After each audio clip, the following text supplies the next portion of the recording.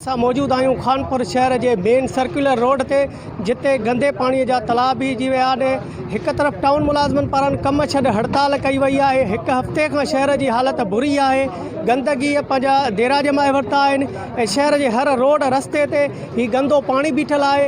इन हवाले सां अॼु JU आहे पारां जेको आहे सो मौलाना गुलाम क़ादिर बिरोई जी अॻुवाणीअ में शहर में सफ़ाई मुहिम जो आगाज़ शुरू कयो आहे पंहिंजी मदद पाण तहत, ऐं उहे पंहिंजे सफ़ाईअ में मशगूल आहिनि। अचो त उन्हनि खां हाल अहवाल पुछूं त उन्हनि जो छा चवणु आहे। हिते वोट वठण वारा ॿाहिरि आहिनि, उहे वोट वठी हलिया था वञनि। हिन वक़्तु ई शहर में कोई उनजो किरदारु ज़ाहिर नाहे। मां थो चवां त शिकारपुर शहर में रहनि था, उनजी शिकारपुर जी हालत ॾिसो। जॾहिं पंहिंजे ई शहर में कमु नथा कनि त हिते छा कंदा? इन्हनि खे का दिलचस्पी न आहे। इन्हनि खे दिलचस्पी सिर्फ़ु वोट सां आहे। बरमला मां थो चवां उनखे वोट खपे, बाक़ी उनजे वास्तो आवाम जे सर्दी गर्मी सफ़ाई दफ़ाई में कुझु बि कोन्हे। किरोड़नि जो बजट अचे थो, सिर्फ़ु नाली जी सफ़ाई नथा कराए सघनि। हालांकि इहे मां सम्झो अधु रक़म जेकर ख़र्चु कनि असांजे शहर खानपुर ते, त असांजो खानपुर पेरिस बणिजे हा।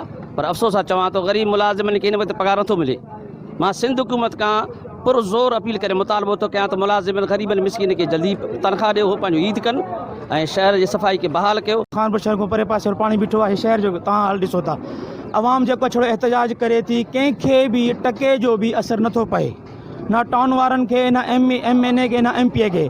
वोट वठणु अचनि था, वोट असांखो वठी था वञनि, बसि पोइ कुला पिना था। ख़ैर केरु चूंडियल आहे? साईं इम्तियाज़ शेख आहे, बाबल भयो आहे, PP जा 2 नुमाइंदा खटियल आहिनि, पर आया न आहिनि। कोई हिते मरे कुझु थिए, हाणे वीचारा इहो लेबर आहे टाउन कमेटी सफ़ाई जेको कंदो आहे, हाणे असांजो गंदगी खणे थो, असांजो पखानो पेशाब असांजो खणे थो, हुनखे पघार टाइम नथी मिले। हमेशह इहो कमु असां ॿुधो आहे त टाउन कमेटी खे 4 महीना पघार थिया न मिली आहे, 5 महीना पघार थिया।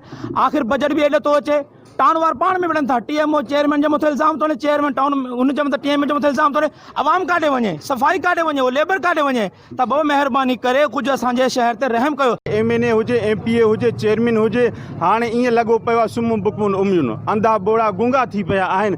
कंहिं क़िस्म कंहिं कोई न ॿुधे थो, न कोई ॾिसे थो, न कंहिंखे जेका इन शइ जी हिस महसूसु थिए थी कि बाबा शहर खानपुर जी छा थी पियो आहे। न कोई MNA साहिबु अचे थो, न MPA साहिबु अचे थो, न चेयरमैन साहिबु अचे थो।